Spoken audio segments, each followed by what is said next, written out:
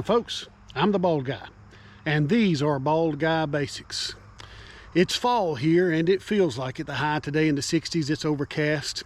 And just recently, I finished up the last little bit of my garden, and my garden looks pretty sad because I didn't worry about keeping all the weeds out of it these last few weeks. But here's what I'm dealing with. Now, yes, I have to garden inside of a fence because we have far too many deer in the area, and there are measures that I might otherwise take in other areas that I can't do here because we live in a suburban area. So I garden inside the fence here. And at this time of the year, not only do I have to get my tomato stakes up, tomato wires, that kind of thing, get rid of the growth here. I'm going to till the soil, but I'm going to tell you another thing that you need to do. If you garden, you need to prepare your soil for next year. So one of the things I've done during the summer here is collected my grass clippings.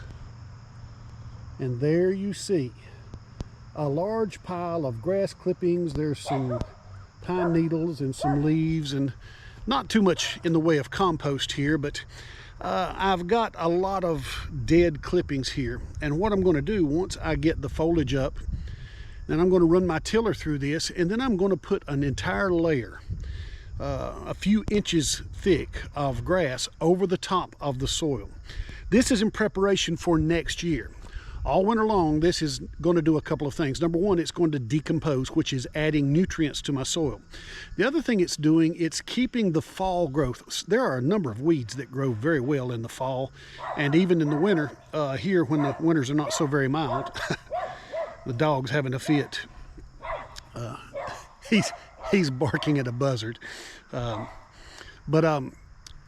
just want you to understand that if you want to have success in your garden next year, you need to make preparations this fall. And this is some of the basics that I'll be doing.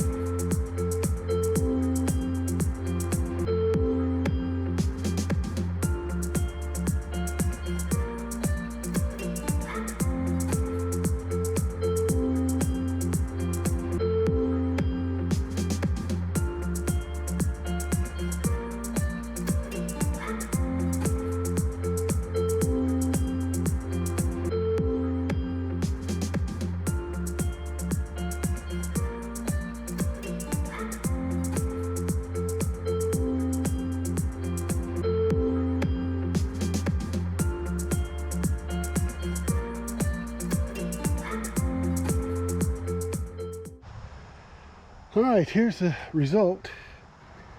I've put an inch or two all the way across here. A couple of goals here. Yes, cover. And I guess you could call it composting a little bit.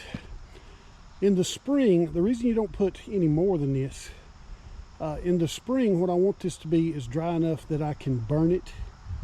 This past year, we had a wet enough winter that I was unable to burn it, but I was able to till it in So it provides a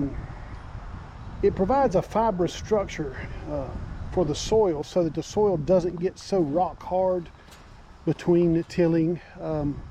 I've told you before, I'm for the least work necessary, and sometimes I might stretch that just a little bit, but now you've got something that will build nutrition. Now in the spring, of course, I put lime on my grass, I put fertilizer on my grass, and most of that's gone. And yet every time I cut the grass, I've got an old stump over here. That's my grass pile, helps rot the old stump. But I'm capturing some of those nutrients, and now I'm returning them to the soil. So it's just using what you have to minimize what you're going to have to pay for, and use, I'd rather use organic means as much as possible than chemical. Now I'm going to use some fertilizer.